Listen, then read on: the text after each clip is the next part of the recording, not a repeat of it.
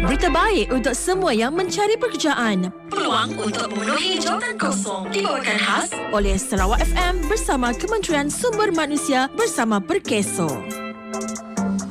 Di Kuching, Global Edens dan Berhad Kuching memperlawa penduduk tempatan untuk mengisi pelbagai kekosongan dalam sektor pembinaan di Kuching, gaji RM1,500 hingga RM1,800 sebulan.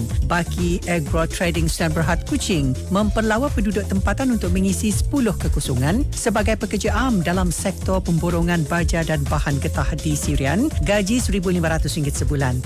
Pembinaan kuantiti dan Berhad Kuching memperlawa penduduk tempatan untuk mengisi 14 kekosongan sebagai pekerja am dalam sektor pembinaan jalan raya dan jambatan di Sarike dan Betong, gaji RM1,500 sebulan. Rosfa Niaga Services dan Berhad Kuching memperlawa penduduk tempatan untuk mengisi 16 kekosongan sebagai pekerja am dalam sektor pemprosesan makanan laut di Kuching, gaji RM1,500 sebulan. Alunian Work dan Berhad Kuching memperlawa penduduk tempatan untuk mengisi 20 kekosongan sebagai pekerja am dalam sektor pembekalan dan pemasangan produk aluminium di Kuching, gaji RM1,500 sebulan. Sinhab Electricals dan Berhad Kuching memperlawa penduduk tempatan untuk mengisi 2 kekosongan sebagai pekerja am dalam sektor pembinaan di Kuching, gaji RM1,500 sebulan.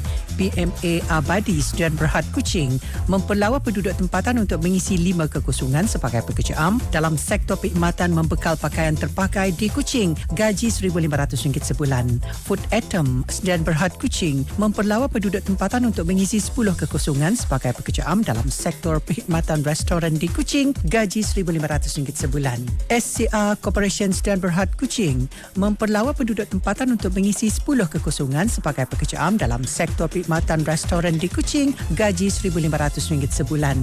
Singwang Trading Kuching memperlawa penduduk tempatan untuk mengisi 3 kekosongan sebagai pekerja am dalam sektor perkhidmatan di Kuching, gaji RM1,500 sebulan. Jawatan kosong di Muka, Palm Calls dan Berhad Kuching memperlawa penduduk tempatan untuk mengisi 124 kekosongan dalam sektor peladangan kelapa sawit di Kuching, gaji RM57.70 sehari. Jawatan kosong di Bintulu, Zima Enterprise dan Berhad Bintulu memperlawa penduduk tempatan untuk mengisi 1 kekosongan dalam sektor kejuruteraan minyak dan gas di Bintulu, gaji RM1,500 sebulan. Top Grass Sand and Gravels dan Berhad Bintulu memperlawa penduduk tempatan untuk mengisi 3 kekosongan dalam sektor perkhidmatan di Muka, gaji RM1,500 sebulan. Carefields dan Berhad Bintulu memperlawa penduduk tempatan untuk mengisi pelbagai kekosongan dalam sektor pembuatan papan lapis di Bintulu, gaji RM1,600 sebulan. Jawatan kosong di Miri, Entiara Jayas dan Berhad Miri memperlawa penduduk tempatan untuk mengisi 3 kekosongan sebagai pekerja am dalam sektor pembinaan di Limbang, gaji RM58 sehari. Escapade Japanese Cushions dan Berhad Miri memperlawa penduduk tempatan untuk mengisi 6 kekosongan sebagai pekerja am dalam sektor perkhidmatan restoran di Miri, gaji RM1,500 sebulan. Hock Seng Lee Berhad Miri memperlawa penduduk tempatan untuk mengisi 70 kekosongan sebagai pekerja am dalam sektor pembinaan di Miri, gaji RM1,500 sebulan. Untuk maklumat lanjut, sila hubungi pejabat Perkeso yang terdekat atau mendaftar di portal pekerjaan Kementerian Sumber Manusia di bawah selian Perkeso iaitu My Future Jobs.